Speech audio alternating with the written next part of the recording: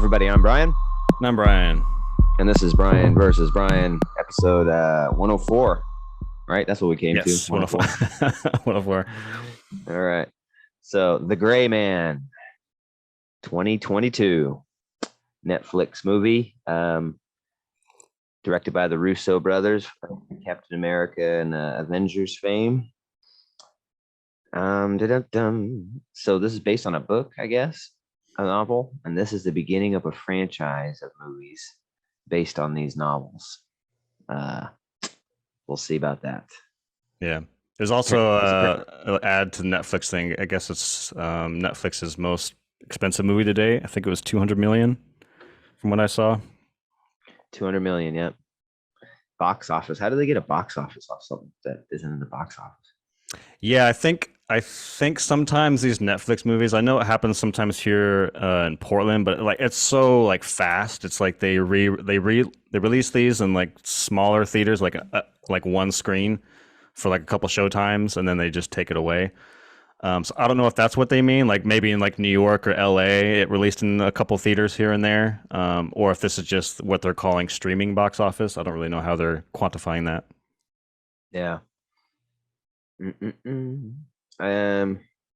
It says it's with a production budget of 200 million. It is among the most expensive films made. Oh, it's among. Oh, okay. I don't know if it is the most, but they definitely use the word among. I feel like Bright probably costs more money than this. When don't you think all the makeup and all the? I never saw it, but it looked like a big, sci-fi extravaganza with special effects and. It's like Training Day with the fucking orcs and shit. Dude, it's good. I liked it. I'm disappointed they weren't going to go somewhere else with it and go further. You should watch it. It's good. So I guess this was originally going to be Brad Pitt. And then they gender swapped it with Charlize Theron. And then we came to the version we have now with Ryan Gosling and Chris Evans. Chris Evans, it's just Captain America with a mustache. And yeah, he's trying to get over it. He's trying. He can't get over it. He's swinging for the fences in this movie. He's not very good. He's just supposed to be so menacing. Oh my God, he only lasted 6 months. He's a sociopath. That's scary to me. No, seems a little kind-hearted. That's why, like, I hate it when, like, actors sometimes take these extravagant villain roles and they play it as like a sociopathic comedic thing, and I find it very like captivating. I think it's kind of boring. Like when I think about that kind of character done well, I think of Christoph Waltz in Inglourious Bastards. That guy, that performance is zany, but you're also kind of terrified of him. Like, he has these moments where you're actually genuinely like, oh my God, this guy's a fucking psychopath. But there's also times he makes you laugh. So I think that performance has a good balance of that. But a performance like this is just so annoying. Like, you're not... He's like really trying to make this role work, and it's obvious. And then Ryan Gosling is kind of just playing the guy he does in every movie now, just the kind of quiet badass who can kill anyone at any moment. It's like, dude, when did Ryan Gosling become that guy? That's crazy. Yeah. He used to be this rom-com guy. Now he's like the go-to, like he's the T-1000 in Hollywood. Yeah, just that stare. Yeah. He just stares and kills people. I think Drive happened. I think Drive was a popular hit, and that became his character type. I mean, he's pretty good in this. It's not, I don't know if it's a movie I'd want to watch again. I don't know if it's that good. The pace is really crazy, though. It's just nonstop, the whole thing. Not much story or plot. It's just kind of fighting and chasing. It's just, from the beginning, he's on a mission. Gets a little hard drive thing, SD card from the guy he's killing. And he's in this program, the Gray Men, right? They take him out of prison, commute their sentence for a lifetime of like servitude to the CIA. You're a hitman. Yeah, it's called like Sierra or something like that, or something with an S. It's like a weird. Yeah, the Sierra Project or something. Yeah. And he's 6 and he was killing 4. And then 4 gives him this drive. And, then he kind of turns on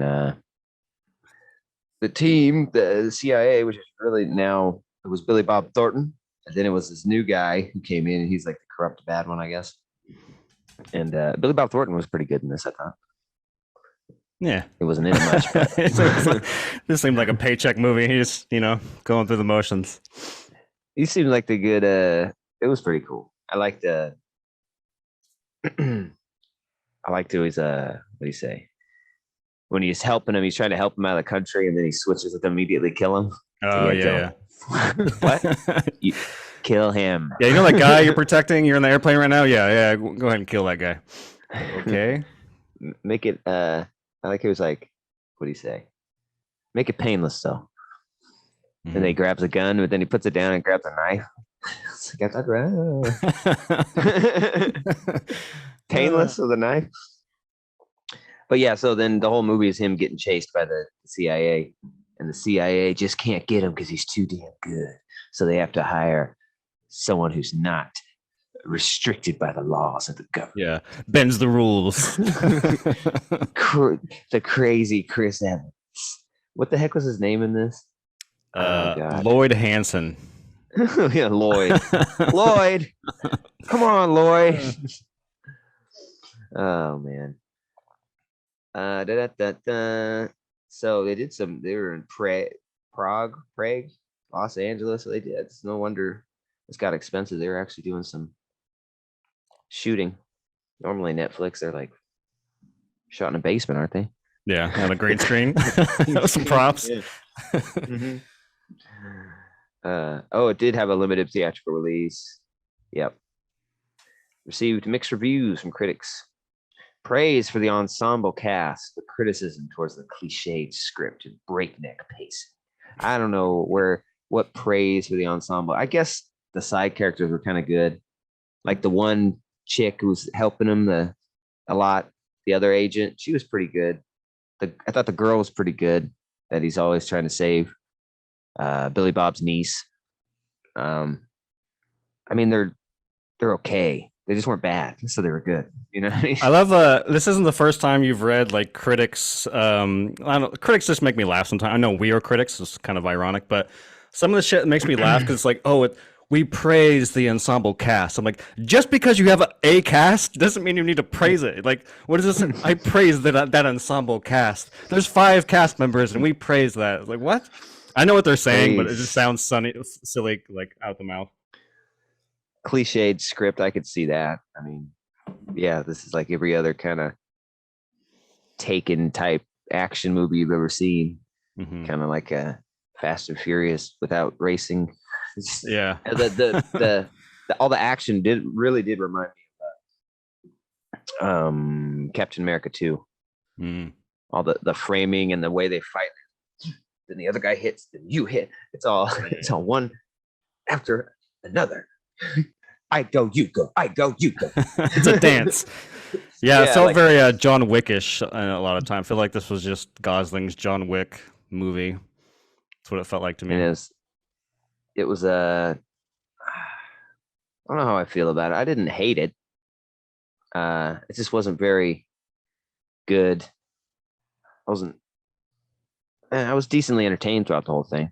I could have used a little bit more story compared to the what they call it, breakneck pacing.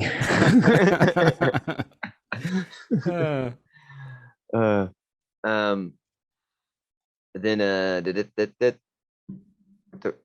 was some CG, and it looks pretty good. It's serviceable. You can tell they did some real stunts too, some real car stuff. Yeah, I don't know. 200 million. I don't know. Is it worth it? I mean, this might be why you guys aren't doing too well. You need to. Yeah. And this has been a critique of Netflix that of their most expensive movies, they're the most average content. Right. You know what I mean? Right. Yeah. They're spending 200 million on one shot, and then it's like getting 6s. You know what I mean? Rather than like their Stranger Things type of shit, critically praised. When they make a big, huge budget movie like Bright, it just kind of flops. People watch it because it's a brand new movie on Netflix and it's made by Netflix and they usually got some big stars in it. But then I feel like once you watch it once, you're kind of done with it. Yeah, it's very rare that they make a movie that kind of sticks around the zeitgeist. Like even I think yeah, to your point, I think last year, the year before, they had a really big budget, another big budget action movie with The Rock, Ryan Reynolds, and Yeah, it was like Wonder Red Woman. something. Yeah, forgot what was her name. Oh, Gal Gadot. And yeah, it was just like that just came and went. It was trending probably for a week and then it just kind of went away into the wind. And I imagine this will be the same. This is trending number one when I played it last night. And I guarantee you it'll just blow into the wind next week and on to the next one. But yeah, I can't think of a single movie. I know I haven't seen it, but there's a black and white movie that Alfonso Cuarón made called Roma that won Best Picture, I think. So I think that was kind of, but even then, it's like, yeah, it won Best Picture, but does anybody remember Roma? I'm sure it's a good movie, but I don't know. I'm just trying to think of like a standout, breakout movie that Netflix has made. I just don't think they've done it yet. Yeah, it was strange, huh? Because they're like the top dog and they've figured out a way to beat the Hollywood model as far as distribution. Yeah. But they can't quite figure it out on the production side. Hollywood still makes the blockbusters everyone likes and wants to see more than Netflix does. It's weird. But they kill it on the miniseries / TV show. I loved Midnight Mass. Stranger Things is fun. Formula One show. I mean, there's a lot of good stuff in there. But for every Formula One, you get probably 20 horseshit. So it's just the way it goes, I guess, when you're producing that much content. Yeah. So. Oh yeah, I guess it makes no sense to go through. I know typically we go beat to beat from a movie, but this movie's so fucking ridiculous. I will go as far as to say is fuck this movie with a capital F. You said you didn't hate it. I hated it. I thought this was one of the worst. It, huh? This is one of the worst, like big budget Hollywood-ish type movies I think I've ever seen. To the fact where I don't know if you can see it, but this line of dialogue, this is a great meme for the movie. You probably can't read it, but this is right after the handcuff scene. There's a big action scene where Gosling's handcuffed to a bench, and then like a big old action scene happens. After that big ass action scene, it cuts back to Lloyd's little mansion base here, and the woman who's kind of working alongside with him. Since you can't read it, I will read. I wrote it down, and this kind of sums up the whole movie. She says, "This is quite possibly the most spectacular failure in the history of covert ops," and that kind of sums up what I thought about this movie. This movie was a massive failure.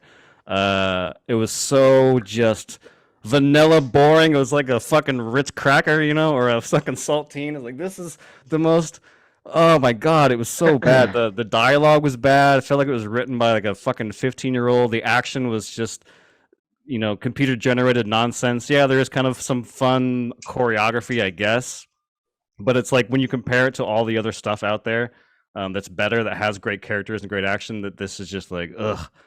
This was a slog. This movie's like 2 hours and 20 minutes, 2 hours and 15. And like the movie, the movie ends and then it keeps going. He's like, oh, I need to go get the girl now. I was like, fucking shoot me, get it over with.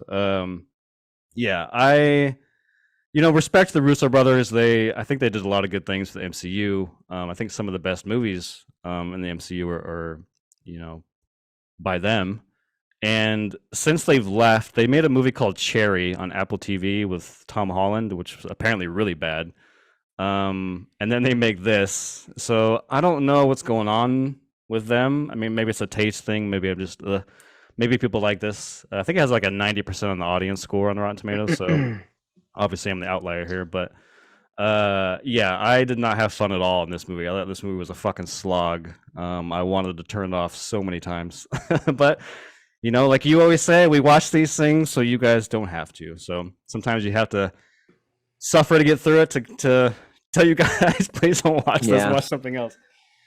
I probably would have ended up watching this anyways, just because I was like, okay, Chris Evans and Ryan Gosling in a Netflix big budget movie, that could be interesting. And then Chris Evans is the bad guy. That's different for him. Let's check it out. Yeah, if I didn't have to, I could see myself stopping. For sure. If I didn't have to finish it. Yeah, it's long, man. It's like, fuck, they're still fighting. Shit. Yeah. It's like 2 hour fight scene. It's a slog. They're taking like driving during the fight scene and going to new countries and fighting. The text comes up. Now you're in a new country during the fight scene. Yeah. Yeah, there was a lot of that stuff 1 week later. Yeah. Fighting. Oh my god. 1 week later. Get the French narrator in there. It never stops. It's like they have I mentioned earlier the handcuff scene. I'm just calling it the handcuff. I guess technically it's the Prague sequence. But right after the Prague sequence, they go to a hospital. Like, I don't think even 5 minutes have passed in the movie. They go to a hospital, and then immediately a fucking fight breaks out. I'm like, God, can we have a break? Like, Jesus Christ. The Prague scene was probably the coolest part, huh? Handcuffed. And he's trying to avoid the shots and stuff. And yeah, they're killing all the cops. And that was kind of cool, but it wasn't that great. Yeah, and then like Chris Evans is like, how hard is it to shoot the guy handcuffed to the fucking bench? Oh, I will mention. I've said that I hated this movie and I don't recommend it, but I will say that the movie got me a good laugh. There's Chris Evans' character is known for like torture and doing all these out of the box type stuff that the government can't do. Anyways, he's torturing Billy Bob Thornton, and he's like standing behind him and he grabs his ears and like pulls on him, and then he like lets go. And Sarah and I are like, "What the fuck was that?" And then he sits down. He's like, "Yeah, you don't think that's torture? It wasn't torture. I just came up with that on the spot." And it's like the way he delivered that. I thought that was a funny bit because it is so weird. He just grabs his ears. Yeah. So, yeah, I don't know. I'm trying to think in my mind when I didn't. It doesn't sound like I hated it as much as you did. I didn't think it was very good. Yeah, it was pretty blah, pretty vanilla, pretty just action generic movie. This 100%. is like this could have been like a Van Damme movie, I think, or a Steven Seagal movie. This Steven Seagal is the main guy. It might make it better.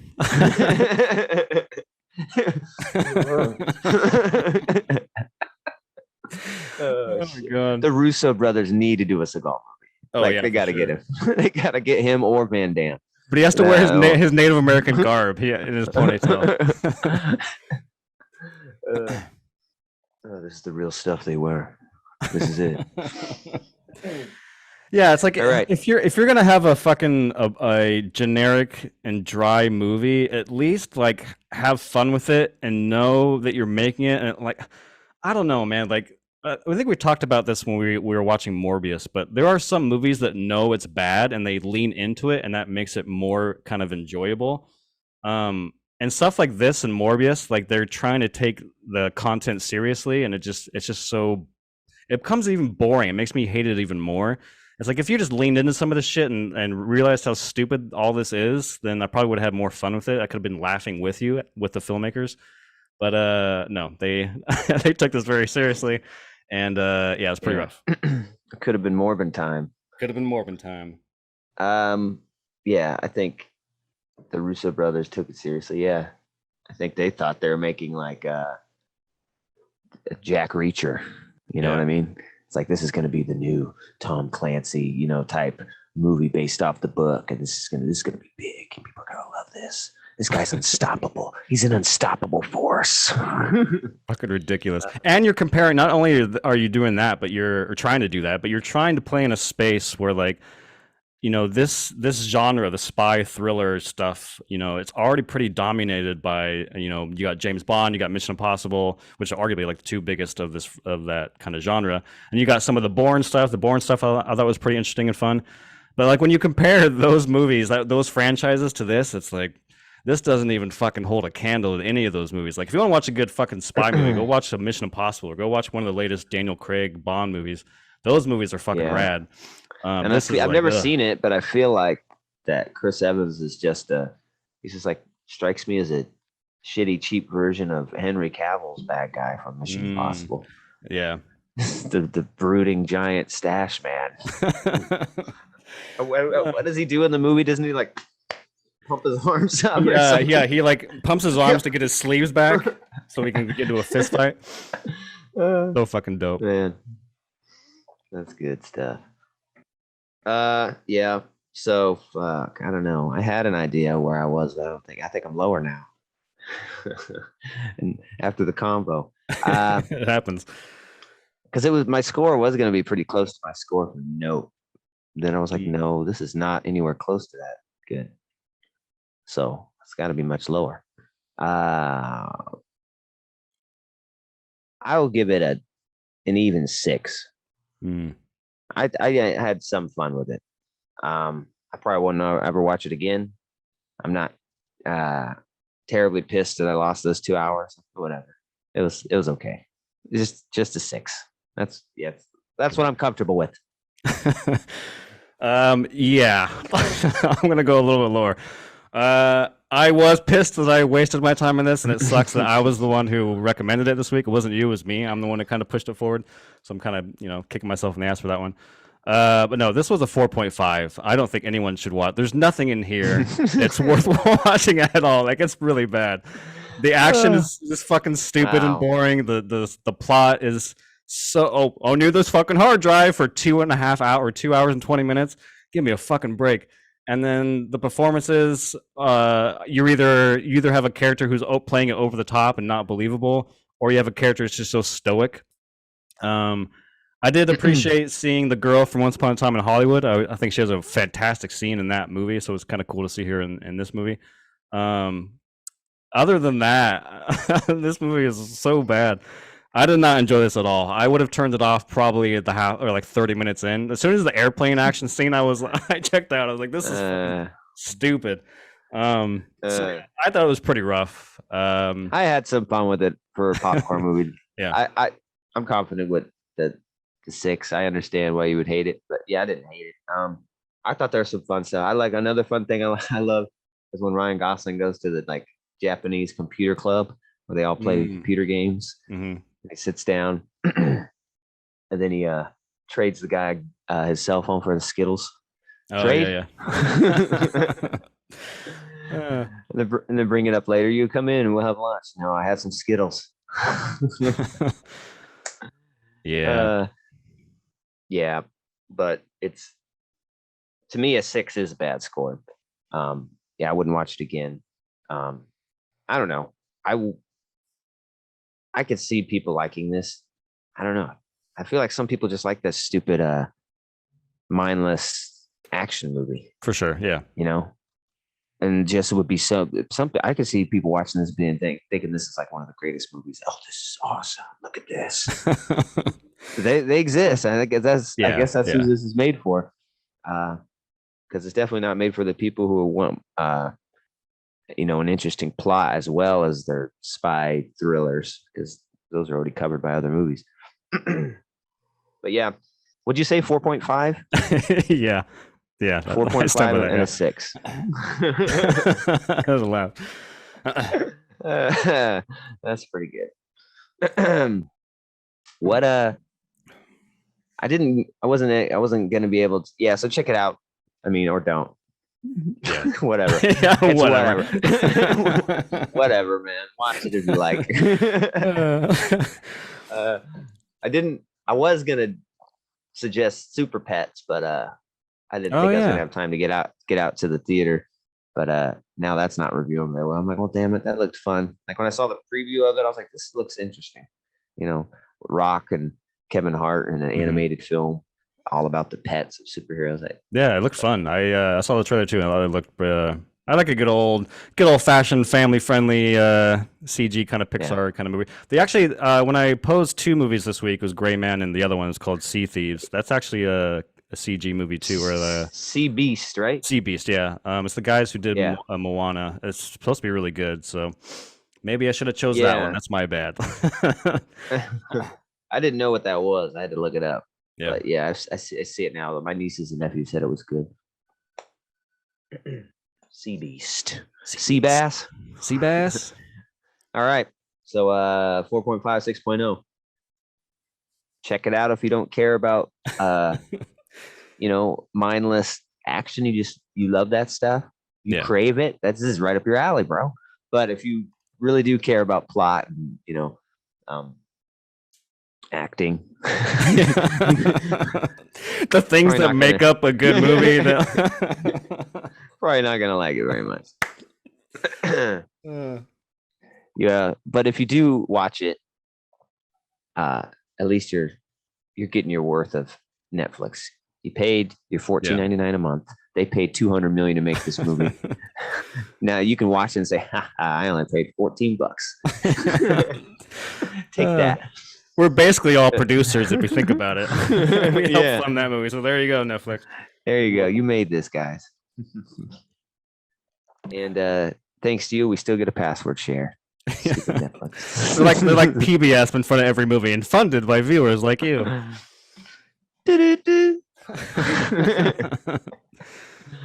Yeah, they're gonna start having telethons and shit. Yeah.